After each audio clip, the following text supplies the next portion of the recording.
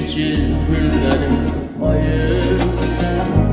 Fasilleri unuttum, ne kışım bellidir ne yayım. Hardasan sevgilim, yetmir sene sesim harayım. Gülesen sen de benim tek, düşünürsen mi, üzülürsen mi? Gülesen sen de benim tek, geceleri gözlerinden gizli gizli yaş dökürsen mi?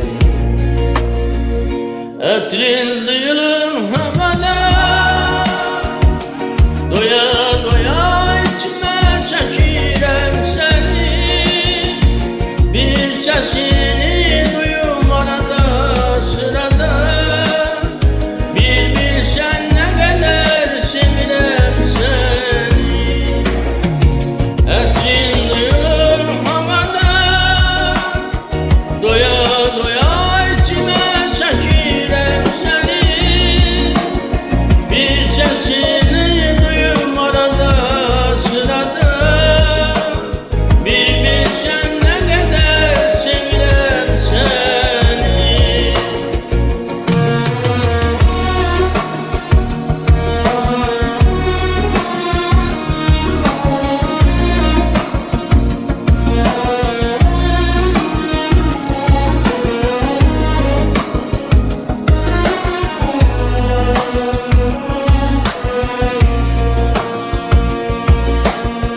Sen yoksan kalbimin acısı değil mi?